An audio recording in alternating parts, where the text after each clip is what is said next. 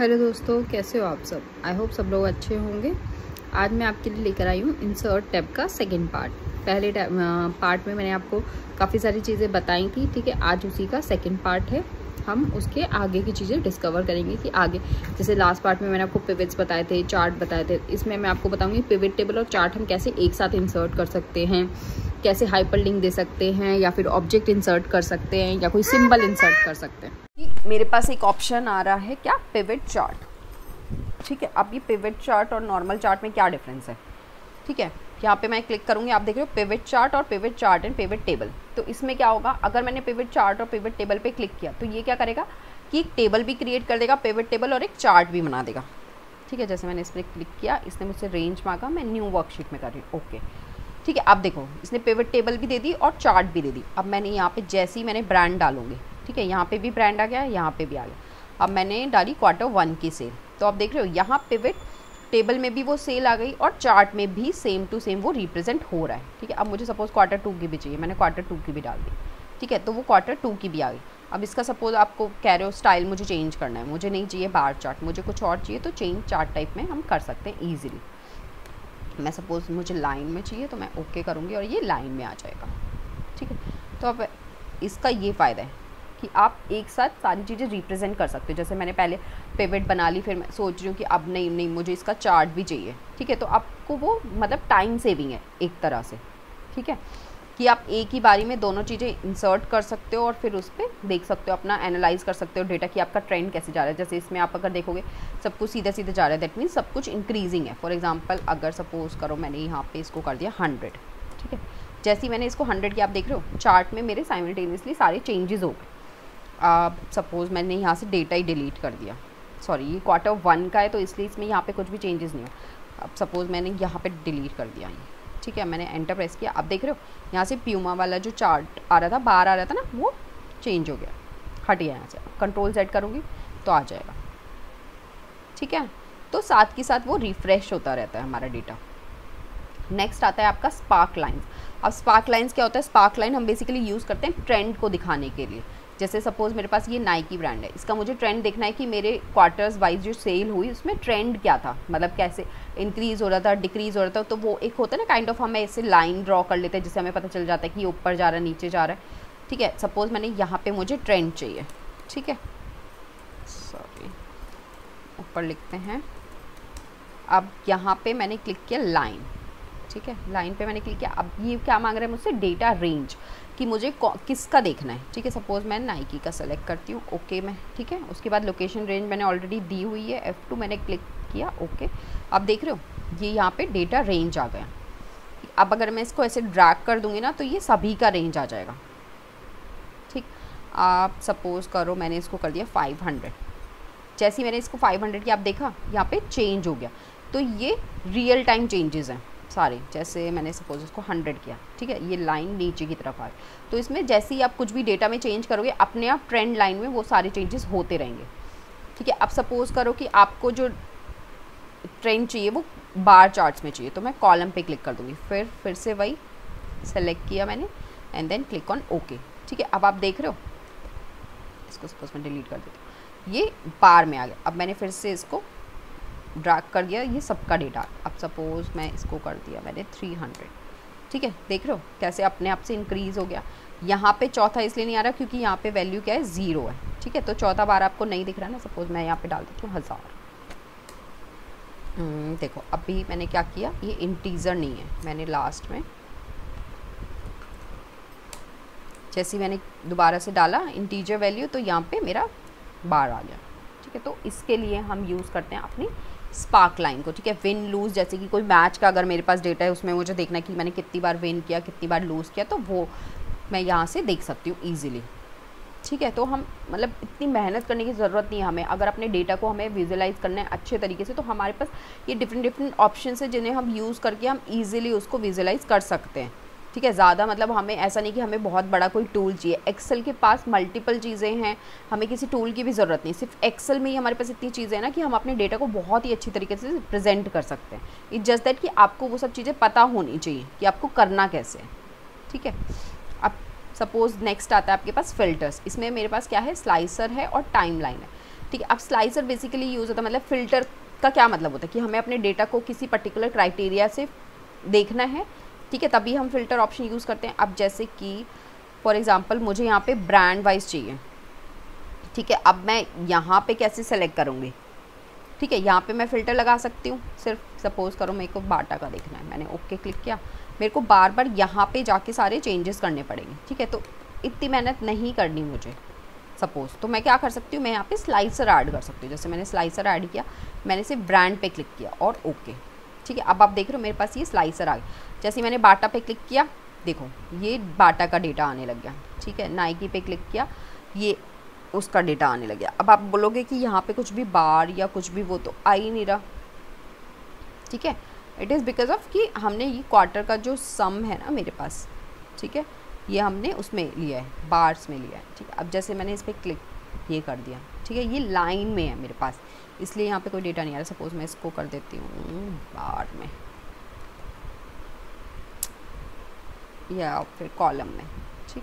इसके बाद मैंने बाटा पे क्लिक किया, ठीक है। अब देख रहे हो आप, आ गया ना मेरे पास डेटा। या फिर नाइकी पे मैंने क्लिक किया तो उसके हिसाब से इसने दिखा दिया सेल, क्वार्टर 1 में कितनी सेल है, क्वार्टर 2 में कितनी सेल है। अब सपोज़ मुझे यहाँ पे डेटा लेबल्स भी चाहिए कि मेरे को यहीं पे दिख जाए चार्ट में कि क्या इनका है, तो मैं क्या करूँगी, डेटा लेबल्स पे क्लिक कर दूँगी, ठीक है। अब सपोज़ मुझे यहाँ चार्ट टाइटल भी चाहिए, तो चार्ट टाइटल में डाल दूँगी, ठीक है। और मुझे टाइटल क्या डालना है, यहाँ पे सेल्स डेटा डाल दिया मैंने, ठीक है। अब और भी यहाँ पे देखो चीज़ें हैं, क्या है, डेटा लेबल टेबल है, ठीक है। तो ये नीचे जैसे मैं इस पर क्लिक करूँगी, आप देख रहे हो यहाँ पे नीचे वो टेबल आ जाएगी। जैसे सपोज मैंने क्लिक किया, ये टेबल आ गए, ठीक है। अब एरर बार्स बेसिकली होता है कि अगर मेरे चार्ट में कुछ भी एरर है तो वो एरर वहाँ पे दिखा देगा, जैसे ही मेरे उसमें कुछ भी एरर हो। ट्रेंड लाइन जैसे मैंने क्लिक किया, ठीक है, तो यहाँ पे आप देख रहे हो ये आ गया लीनियर सम, ठीक है। ट्रेंड लाइन अभी आपको इसलिए नहीं दिखेगी क्योंकि मैंने सिर्फ एक ही क्वार्टर के लिए, ठीक है। देन उसके बाद सपोज़ करो जैसे मैं एक्सीडेंट्स वाले डेटा पे आती हूँ, ठीक है। मैंने यहाँ पे ये सिलेक्ट किया एंड देन मुझे चाहिए काउंट डेट वाइज, ठीक है। मैंने यहाँ पे इंसर्ट कर दिया पिवट चार्ट एंड टेबल, ठीक है। ये आ गया मेरे पास। अब मैं यहाँ पे सेलेक्ट करूँगी कि किस सिटी में कितने नंबर ऑफ़ एक्सीडेंट्स हुए हैं, ठीक है, on which date. For example date मैंने डाल दी यहाँ पे फिल्टर्स में, ठीक है, या फिर मैं कॉलम में ले जाती हूँ उसको, ठीक। अब ये देखो, अगर आप यहाँ पे देखोगे तो कितना डिफ़िकल्ट है ना, मेरे को आगे ऐसे स्क्रॉल करके देखना पड़ेगा, इतनी सारी डेट्स है मेरे पास। तो इसके लिए ईजी क्या होता है कि हम क्या करें, एक ट्रेंड लाइन इंसर्ट कर दें, ठीक है। जैसे आपने ट्रेंड लाइन पे क्लिक किया, डेट, ट्रेंड लाइन का मतलब है कि आप डेट वाइज या मंथ वाइज उसको देख सकते हो। जैसे फॉर एग्जांपल मुझे जून का देखना है, ठीक है, तो अब आप देख रहे हो यहाँ पे मेरे पास जून का डेटा आ गया पूरा, कि जून में किस किस डेट को कौन कौन सी सिटी में मेरा एक्सीडेंट हुआ है, और उसी हिसाब से मेरा जो ये चार्ट था, ठीक है, वो भी हो गया चेंज। सपोज़ मैंने जुलाई पे क्लिक किया, अब आप देख रहे हो उसी हिसाब से उसमें रियल टाइम चेंजेस होते रहेंगे, वो रिफ़्रेश होता रहेगा जो भी मैं यहाँ पे सेलेक्ट करूँगी फ़िल्टर। तो ये बेसिकली फ़िल्टर सेलेक्ट करने के लिए होते हैं कि मुझे पर्टिकुलर इसी क्राइटेरिया के हिसाब से मुझे अपना डेटा देखना है, ठीक है। नेक्स्ट चलते हैं हम इंसर्ट पे। नेक्स्ट फ़िल्टर्स हमारा कवर हो गया। देन आता है आपका लिंक। अब यहाँ पे हाइपर लिंक। अब जैसे कभी कभी क्या होता है कि मुझे कोई दूसरा डेटा सेट का लिंक देना है यहाँ पे, ठीक है, कि मेरे पास ये वाला डेटा सेट है, मुझे वो भी यहाँ पे दिखाना है। मैं जैसे क्वार्टर 1 की सेल है फॉर एग्जांपल। अब क्वार्टर 1 में आपके पास मल्टीपल मंथ्स आते हैं, जैसे कि जनवरी, फरवरी, मार्च आ गया। सपोज़ मैंने 3 मंथ्स ले लिया, अब मुझे उन तीनों मंथ्स का डेटा उसको यहाँ पे नहीं दिखाना, बट मुझे उसे एक शीट देनी है कि ताकि वो देख सकें कि पूरा मतलब उसका मतलब क्या बोलेंगे हम, बेसिकली बाइफर्केशन देख सकें, ठीक है, कि मंथ वाइज क्या बाइफर्केशन है। तो उसके लिए आप यहाँ पे एक हाइपर लिंक ऐड कर सकते हो कि मेरा जो एक्सेल में जो डेटा है उसका सिर्फ मैं यहाँ पे लिंक दे दूँ, वो पूरा वो लगाने की जगह, ठीक है। तो जैसे हाइपर लिंक पे मैं क्लिक करूँगी ना, तो यहाँ पे मेरे पास आ जाएगा एक विंडो जहाँ से मैं सेलेक्ट कर सकती हूँ कि जहाँ पे वो मेरा डेटा पड़ा हुआ है, ठीक है। सपोज़ मैं डाउनलोड्स में जाती हूँ, ओके, यहाँ पे मैंने सेलेक्ट किया।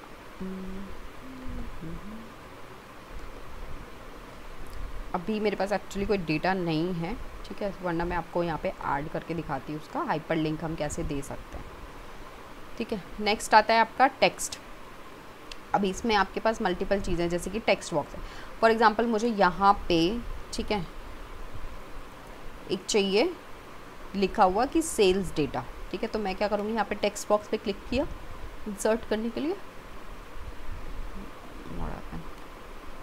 ठीक है। अब जैसे ही मैंने टेक्स्ट बॉक्स पे क्लिक किया, आप ये देख रहे हो मेरा एरो से ये प्लस काइंड ऑफ साइन आ गया। अब मैंने यहाँ पे ऐसे इसको क्लिक कर दिया, ठीक है। अब ये आ गया मेरे पास एक टेक्स्ट बॉक्स, मैं इसको बड़ा कर सकती हूँ। यहाँ पे मैंने लिख दिया क्या, सेल्स डेटा, ठीक है।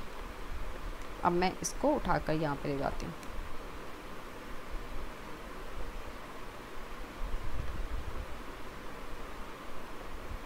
इसको थोड़ा छोटा कर लेते हैं हम। जैसे इस पे ये साइन आएगा ना चारों, तब हम इसको यहाँ ले जा सकते हैं। Okay, quite big. लेट्स हम एक और रो इंसर्ट कर लेते हैं, ठीक है। तो टेक्स्ट बॉक्स हम यहाँ पे इंसर्ट कर सकते हैं, जैसे ये है, यहाँ पे भी मैं इंसर्ट कर सकती हूँ, ठीक है। मतलब कहीं पे भी यहाँ पे इंसर्ट कर सकते हो टेक्स्ट बॉक्स को। नेक्स्ट आता है आपका हेडर एंड फुटर। अगर मुझे उसका हेडर एंड फुटर ऐड करना, तो हेडर एंड फुटर बेसिकली हम वैसे तो वर्ड में यूज़ करते हैं, बट हम इसमें भी कर सकते हैं। जैसे मैंने सपोज इस पर क्लिक किया, ठीक है। मुझे यहाँ पे इंसर्ट नहीं करना, मुझे सिर्फ यहाँ पे डायरेक्ट मैं डाल दूँगी तो भी ऐड हो जाएगा, ठीक है। ये हेडर के लिए, ये आ रहा है आपका फुटर के लिए, ठीक है। नेक्स्ट देखते हैं हम, नेक्स्ट हमारे पास क्या है, फॉन्ट है, ठीक है। मुझे कोई भी वर्ड इंसर्ट करना है तो उसके लिए फ़ॉन्ट मैं यहाँ से देख सकती हूँ, जैसे मुझे इसमें इंसर्ट करना है, ठीक है। अब यहाँ पे मैंने लिख दिया dashboard, sales dashboard for example,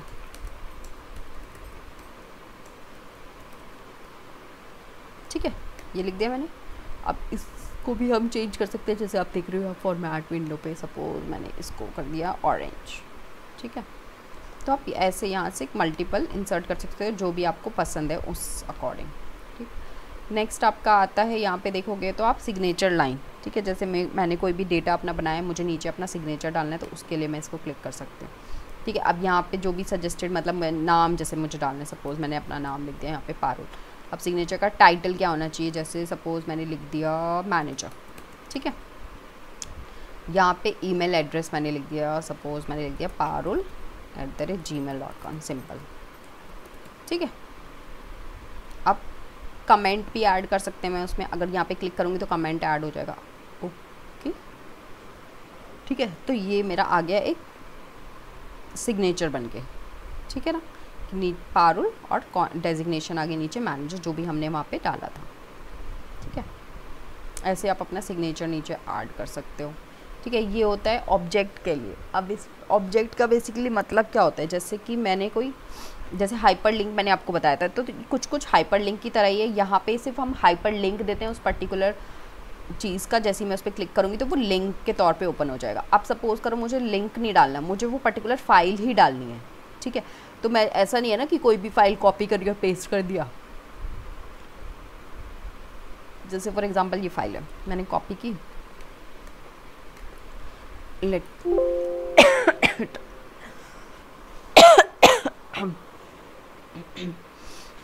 वो कॉपी की। अब अगर सपोज मुझे यहाँ पे पेस्ट करनी है, मैं पेस्ट करूँगी तो वो पेस्ट ही नहीं होगी, ठीक है। जैसे होम पे आप जाके देखो ना, पेस्ट का ऑप्शन वैलिड ही नहीं, ग्रे आउट आ रहा है, ठीक है, क्योंकि नहीं हो सकता। लेकिन अगर मैं ऑब्जेक्ट पे क्लिक करूँगी तो आप यहाँ पे देखो, यहाँ पे मैं मल्टीपल कर सकती हूँ। जैसे सपोज़ करो मैंने ब्राउज़ किया, ठीक है, मैं डाउनलोड्स में गई,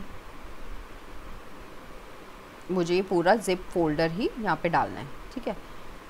अब देखो ये डिस्प्ले एज आइकन और लिंक टू फाइल, यहाँ पे अगर मैं लिंक टू फाइल करूँगी तो वो लिंक दे देगा, डिस्प्ले एज आइकन तो वो उसका आइकन दिखा देगा। मैंने आइकन पे क्लिक किया, इस तरह से वो आइकन दिखाएगा, ओके क्लिक किया, देखो अब आप देख रहे हो ये अपने आप यहाँ पे इंसर्ट हो गया। अब जैसे ही अगर मैं इस पर क्लिक करूँगी तो ये फोल्डर मेरे पास ओपन हो जाएगा, जैसे आप देख रहे हो ये ऐसे लोड हो रहा है ना, ठीक है। अब ये फोल्डर ओपन हो गया। अब मुझे अगर ओपन करना है तो मैं ओपन पे क्लिक करके इसको ओपन कर सकती हूँ। तो हम यहाँ पे डायरेक्ट उसका वो ऑब्जेक्ट इंसर्ट कर सकते हैं, ठीक है। हाइपर लिंक भी मैंने आपको बताया था, हम हाइपर लिंक भी दे सकते हैं वो पर्टिकुलर, जैसे हमारे पास कोई पाथ है उसका, या फिर अगर मुझे वो पूरी फाइल ही इंसर्ट करनी तो हम ऐसे ऑब्जेक्ट के तौर पे इंसर्ट भी कर सकते हैं। क्योंकि देखो हाइपर लिंक कभी कभी क्या होता है कि हम, जैसे मेरे पास कोई फाइल है, मैं सिर्फ उसका हाइपर लिंक दे सकती हूँ, कोई एक्सेल की फाइल है या वर्ड की। लेकिन अगर सपोज मुझे पूरा फोल्डर डालना है, जैसे मैंने ये फोल्डर डाला जिप फोल्डर, तो मैं उसका लिंक नहीं दे सकती ना, उसका कोई हाइपर लिंक नहीं होगा। तो मैं ऑब्जेक्ट यूज़ करके उसको इंसर्ट कर सकती हूँ।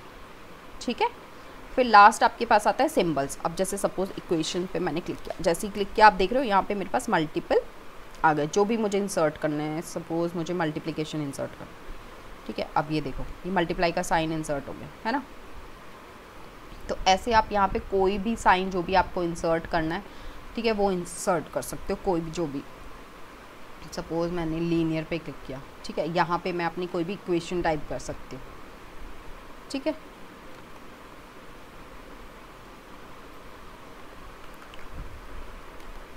उसके बाद आता है आपका सिंबल। जो भी सिंबल, अगर मुझे इनमें से कोई भी सिंबल इंसर्ट करना है पर्टिकुलर, जैसे कि सपोज़ करें रुपीज़ का साइन इंसर्ट करना है, ठीक है, मैंने इस पर क्लिक किया। अब आप देख रहे हो यहाँ पे यूनिकोड नेम भी आ रहा है, इंडियन रुपी साइन।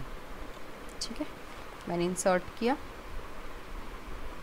अब आप देखो यहाँ पे आपको इंसर्ट है ना, ये रुपी का साइन है। तो हम ये सिंबल्स को इंसर्ट करने के लिए हम इसको यूज़ कर सकते हैं, और इक्वेशन को इंसर्ट करने के लिए हम इसको यूज़ कर सकते हैं। ठीक है, तो इंसर्ट टैब में यही सब था, और आई होप आपको मेरी वीडियो पसंद आई होगी। ठीक है, अगर मैं कुछ भी सुधार सकती हूँ तो प्लीज़ वो भी मुझे फीडबैक आप कमेंट सेक्शन में दे सकते हैं, और मेरी वीडियो को लाइक करें, शेयर करें।